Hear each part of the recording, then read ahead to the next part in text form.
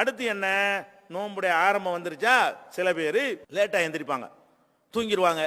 ஒரு 5 மணிக்கு சுபுகுன்னு வைங்களேன், 4:50க்கு எந்திரிச்சா கூட சாப்பிட்டுக்கிறலாம், 4:55க்கு எந்திரிச்சா கூட சாப்பிட்டுக்கிறலாம். சுபுகுடைய வக்து நீங்கள் அட்டையில் பார்த்துக்கிறங்க. ஊருக்கு ஊர் வித்தியாசம் வர 5 மணின்னு ஒரு நிர்ணயமாக எடுத்துக்கொள்ளாதீர்கள். ஊருக்கு ஊர் அந்த அட்டையில் சகர் முடிவுன்னு போட்டிருப்பாங்க.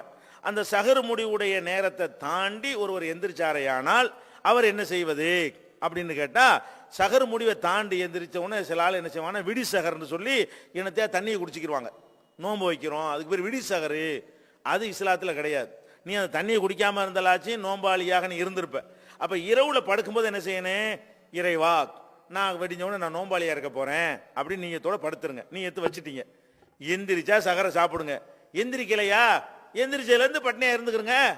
ராத்திரி படுக்கும்போது நீயத்தை வச்சுட்டீங்கல்ல, அவ்வளோதானே. தவிர இதுக்காக நீ என்ன செய்யக்கூடாது, எந்திரிச்சு ஒரு 8 மணிக்கு ஒருத்தர் தூக்கத்தை நல்லா தூங்கிட்டு எந்திரிக்கிறாரு, எந்திரிச்சு போய் டீ போய் குடிச்சிட்டு விடி சகரன்னு வச்சாருன்னு வைங்க, இருக்கணும் இல்லாமல் போயிடும். நீ பேசாமல் பட்னியாக இருந்து ராத்திரிக்கே தீர்மானம் பண்ணிக்கிற வேண்டியது, நாளை நோன்பு வைக்கிறேன், விடிஞ்சோன்னு நோன்பு தான் முடிவு பண்ணிக்கிறங்க. 3 மணிக்கோ 4 மணிக்கோ 4:30 மணிக்கோ எந்திரிச்சா சாப்பிடுங்க. ஒரு வேளை ஏதாவது அசதி மாதிரியாக தூங்கிட்டு 7 மணிக்கோ 8 மணிக்கோ அல்ல ஒரு 5 நிமிஷம் முன்ன பின்ன எந்திரிச்சிங்கன்னு சொன்னால் சாப்பிடாமலே கொஞ்சம் என்ன செய்யுங்க, அதை கண்டினியூ பண்ணிக்கிறங்க. இந்த விடி சகருங்கிறது மார்க்கத்தில் கிடையாது, இருக்கிற நோம்பு இல்லாமல் ஆக்கிப்படும்.